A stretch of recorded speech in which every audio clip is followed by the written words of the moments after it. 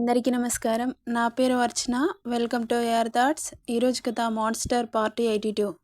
సుదీప్ అని పిలిచింది సుదీప్ వాళ్ళ అమ్మ. హా అమ్మా అని దగ్గరికెళ్ళాడు. నువ్వు ఆ అమ్మాయిని పెళ్లి చేసుకున్నానా? నేను బ్రతికుండగా పెళ్లి చేసుకుంటే చూడాలనుంది అంటున్న ఆమె మాటలకి ఆలోచనలో పడ్డాడు. చెప్పు కన్నా, మాట్లాడవేంటి? సరేనమ్మా, నీ కోరికని నేనెందుకు కాదంటాను అని మొబైల్ చేతిలోకి తీసుకొని బయటకెళ్ళాడు. శ్రీ, సుదీప్ కాల్ చేస్తున్నాడు, లిఫ్ట్ చెయ్యు అన్నాడు కంగారుగా. ఇక లిఫ్ట్ చేసి కంగారుగా హలో అంది. చెప్పు సుదీప్, ఎనీ ప్రాబ్లం? ఒకసారి ఇంటికి రండి అన్నాడు. ఏమైంది? ఎమర్జెన్సీనా? అదేం లేదు కానీ టెన్షన్ పడకుండా సార్ని తీసుకుని ఇంటికి రా రియా. ఓకే వస్తున్నామంటూ శ్రీకి చెప్పి సుదీప్ వాళ్ళ ఇంటికి రిటర్న్ అయ్యారు. ఇక ఇంటి ముందు కారాపి లోపలికెళ్లారు. ఏమైంది సుదీప్ అన్నాడు శ్రీ. అది సార్, అమ్మ నా పెళ్ళి తన కళ్ళ ముందు జరిగితే చూడాలనుంటుంది. తన పరిస్థితి మరీ క్షీణిస్తుంది కదా, అందుకే ఈ విషయం గురించి రియా ఏమంటుందో అని అంటున్న సుదీప్ మాటలకి నవ్వుతూ, థ్యాంక్ యూ సుదీప్, మా ఇంట్లో ఒప్పుకోకపోయినా సరే నిన్ను పెళ్లి చేసుకుందాం అనుకున్నా. ఇప్పుడు అత్తయ్య కళ్ళ ముందు పెళ్లి చేసుకుంటే తనని హ్యాపీగా ఉంచిన వాళ్ళం అవుతాం కదా. నాకు ఓకే, మన పెళ్లి చేసుకున్న తర్వాత ఇంట్లో చెప్పొచ్చు. వాళ్ళు ఒప్పుకోకపోయినా నాకేం ఫరక్ లేదు. ఎందుకంటే లైఫ్ లాంగ్ నీతోనే ఉండాలిగా. రియా మాటలకి రియా అన్నాడు శ్రీ గట్టిగా. సారీ అంది. ఏంటి సారీ? 20 ఏళ్ళు పెంచిన కన్న వాళ్ళకి నీ పెళ్లితో ఎలాంటి సంబంధం లేదా? ఎందుకలా మాట్లాడుతున్నావు అంటుంటే, అది కాదు శ్రీ, ఇప్పుడు సిచ్యువేషన్ వాళ్ళని ఒప్పించి పెళ్లి చేసుకునే టైం లేదు కదా, అందుకే అలా అన్నాను అంతే, కానీ వాళ్ళని బాధ పెట్టాలని కాదు. సరే మరి ఇప్పుడేం చేద్దాం అనుకుంటున్నారు? అదే అర్థం కావట్లేదు సార్. ఇప్పటి మట్టుకు రిజిస్టర్ ఆఫీస్లో రిజిస్టర్ మ్యారేజ్ చేసుకుంటారా, లేక రియా వాళ్ళ పేరెంట్స్ని ఒప్పించి ముహూర్తాలు పెట్టించమంటారా? అంత టైం లేదు సార్. వాళ్ళ పేరెంట్స్ ఒప్పుకొని ముహూర్తాలు పెట్టించి పెళ్లి జరిగే వరకు అమ్మ పరిస్థితి ఎలా ఉంటుందో అంటున్న సుదీప్ మాటలకి ఆలోచించి, ఏమంటావు రియా? చెప్పాను కదా శ్రీ, నువ్వు ఎలా అంటే అలాగే. నాకు ఎలాంటి అభ్యంతరం లేదు. మరి పెళ్లి చేసుకునే విషయం ఇంట్లో తెలియకుండా ఉంటే ఎలా ఉంటుందా అని ఆలోచిస్తున్నాను.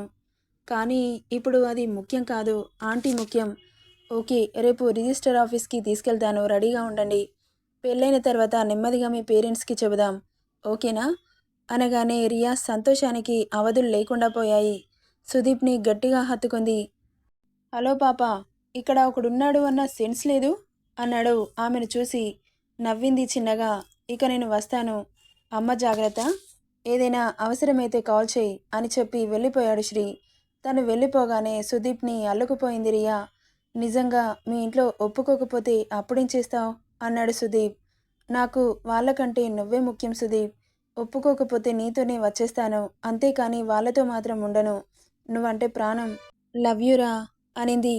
ఇంత పిచ్చిగా ప్రేమించే వాళ్ళు దొరుకుతారా అనిపించింది అతనికి. ఏమైంది సార్, ఈరోజు ఇంత లేటుగా వచ్చారేంటి అనింది పాల గ్లాస్ అతని చేతిలో పెడుతూ శ్రీజ. సుదీప్ వాళ్ళమ్మ సీరియస్గా ఉంది, అందుకే కాసేపు తన దగ్గరికి వెళ్ళాను అనగానే, అవునా, ఏమైంది అనింది కంగారుగా. మల్టిపుల్ ఆర్గాన్స్ ఫెయిల్ అయ్యాయి, బ్రతకడం కష్టం అంటున్నారు. వాళ్ళమ్మ కళ్ళ ముందు పెళ్లి జరిగితే చూడాలని కోరుకుంటుంది.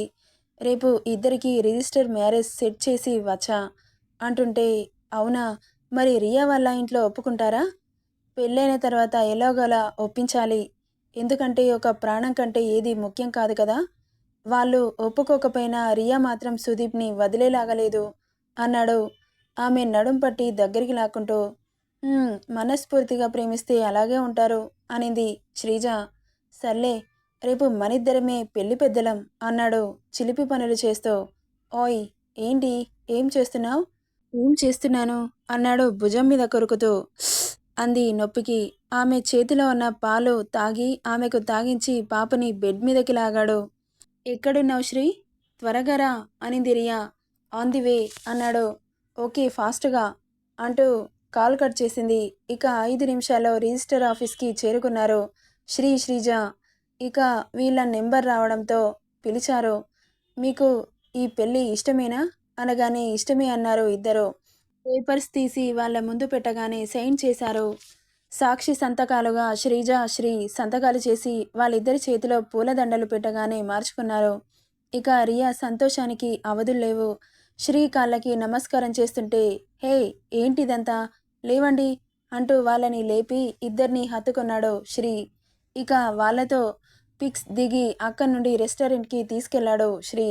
కొత్తగా పెళ్ళైన వాళ్ళకి శ్రీనే ట్రీట్ ఇచ్చాడు. ఇక నలుగురు లంచ్ చేసి సుదీప్ వాళ్ళ ఇంటికి వచ్చి వాళ్ళమ్మని కలిశారు. వాళ్ళిద్దరిని చూసిన వాళ్ళమ్మ సంతోషానికి అవధులు లేకుండా పోయాయి. ఇక కోడలి తల నిమిరి నుదుటి మీద ముద్దు పెట్టింది. వాళ్ళ అమ్మ ఆశీర్వాదం తీసుకున్నారు ఇద్దరు. రియా వాళ్ళింటికి తీసుకెళ్లాడు శ్రీ. ఎదురుగా కూతురు పూలదండలతో చూసిన తండ్రి ఒక్కసారిగా షాక్కు గురయ్యారు. డాడ్ అంది. ఆగు అన్నాడు. ఎవరినడిగి పెళ్లి చేసుకున్నావు అన్నాడు. డాడ్ నేను అన్ని విషయాలు మీకు తర్వాత చెబుతాను, మమ్మల్ని ఇంట్లోకి రానివ్వండి అంది. ఏంటి రానిచ్చేది, ఎవరిని అడిగి పెళ్లి చేసుకున్నావు అన్నాడు. అంకుల్ నేను చెప్పేది ఒక్కసారి వినండి అన్నాడు శ్రీ. రియా ముందుకు వచ్చి, మీరేంటి బాబు ఇక్కడ అన్నాడు ఆశ్చర్యంగా. ఒకసారి మీతో మాట్లాడాలంకుల్ అంటూ రియా ఫాదర్ దగ్గరికి వెళ్ళాడు శ్రీ. చెప్పండి బాబు అంటూ చేయి చూపించాడు. ఇక శ్రీ చైర్లో కూర్చొని జరిగింది మొత్తం చెప్పాడు. అబ్బాయి చాలా మంచివాడు అంకుల్, మీరు ఎన్ని లక్షలు ఖర్చు పెట్టి పెళ్లి చేసినా ఇంత మంచి అబ్బాయిని తీసుకురాలేరు. రియా కూడా నా చెల్లిలాగే కాబట్టి ఆ అబ్బాయి రియాకి సెట్ అవుతాడని నేనే సెట్ చేశాను. తన లైఫ్ బాగుంటుంది. పెళ్ళికి కావాల్సింది లగ్జరీ లైఫ్ కాదంకుల్, మంచి మనసు గల వ్యక్తి. బ్రతకడానికి కావాల్సినంత డబ్బు, అంతేకాని కోట్లు ఖర్చు పెట్టి పెళ్లి చేసి 3 నాళ్ళ ముచ్చటగా మిగిలిపోయేవారు చాలామంది ఉన్నారు. మనకు కావాల్సింది కోట్లు కాదంకుల్, మంచి మనసు గల మనిషి. మీ అమ్మాయిని కళ్ళల్లో పెట్టి చూసుకుంటాడు. వాళ్ళిద్దరి మధ్య ఏదైనా గొడవలు అయితే నేను మీకు రాసిస్తా అంటున్న అతని మాటలకి ఆలోచనలో పడతాడు అతను. కాసేపు ఆలోచించి సరే అన్నాడు. ఇక రియా సుదీప్ చెయ్యి పట్టుకొని వచ్చి తండ్రి తల్లి కాళ్ళకి నమస్కరించింది. చల్లగా ఉండండి అని దీవించాడు. కానీ ఇంత సింపుల్గా నా కూతురు పెళ్లి జరిగిపోవడం నాకు ఇష్టం లేదు. తన పెళ్లిని నేను చాలా ఊహించుకున్నాను అంటున్న అతని మాటలకి సరే అంకుల్, మీరు అనుకున్నట్లుగానే మీ కూతురు పెళ్లి చేయండి, కానీ సుదీప్ వాళ్ళ అమ్మ చాలా సీరియస్గా ఉంది. తనకి ఏం కాకముందే జరిపించండి అన్నాడు శ్రీ. సరే అని చెప్పగానే ఇక ఇప్పుడు రియాని తీసుకుని సుదీప్ వాళ్ళ ఇంటికి వెళ్ళాలా, లేక తనని వాళ్ళ అమ్మ వాళ్ళ ఇంట్లోనే ఉంచి తను ఒక్కడే వెళ్ళాలా అని ఆలోచనలో పడ్డాడు. ఏమైంది సుదీప్, ఏం ఆలోచిస్తున్నావు అన్నాడు శ్రీ. ఇప్పుడు తనని తీసుకుని నేను వెళ్ళాలా, లేక తనని ఇక్కడే వదిలిపెట్టి వెళ్ళాలా? ఇంత అమాయకంగా ఎందుకు పుట్టావురా నా మగడా అని తిట్టుకుంటూ, నేను నీ భార్యని, నువ్వు ఎలా చెబితే అలా వినడం నా ధర్మం. ఎప్పుడైనా భర్త వెంటే భార్య, అది అయోధ్య అయినా అరణ్యమైనా అనింది. ఇక ఆమె మాటలకి నవ్వుకుంటూ సరే మావయ్య మేము వెళ్ళొస్తాం అని తల్లిని హత్తుకొని భర్త వెంటే నడిచింది తను కూడా. శ్రీజ కూడా బయలుదేరారు. నాకు చాలా హ్యాపీగా ఉంది శ్రీ, చూడ చక్కటి జంట కదా. నిజంగా నువ్వు చెబితే అంత ఈజీగా ఒప్పుకున్నాడంటే నువ్వంటే ఎంత నమ్మకం అనింది శ్రీజ అతన్నే చూస్తూ. నవ్వాడు చిన్నగా. ఇక వాళ్ళని ఇంటి వరకు సాగనంపి వీళ్ళు ఇంటికి బయలుదేరుతుండగా, ఆగండి ఎక్కడికి వెళ్తారు, నా చేతి కాఫీ తాగెళ్ళండి అనింది రియా. ఇక కార్ ఆపి ఇద్దరు లోపలికెళ్లారు. కొత్తగా అనిపిస్తుంటే సుదీప్ హెల్ప్తో 4 కాఫీలు కలిపి తీసుకొచ్చింది రియా. ఇక మొదటిసారిగా కలిపిన కాఫీ ఎలా ఉందో అనుకుంటూ టెన్షన్ పడుతుంటే, చాలా బాగుంది రియా అనింది శ్రీజ.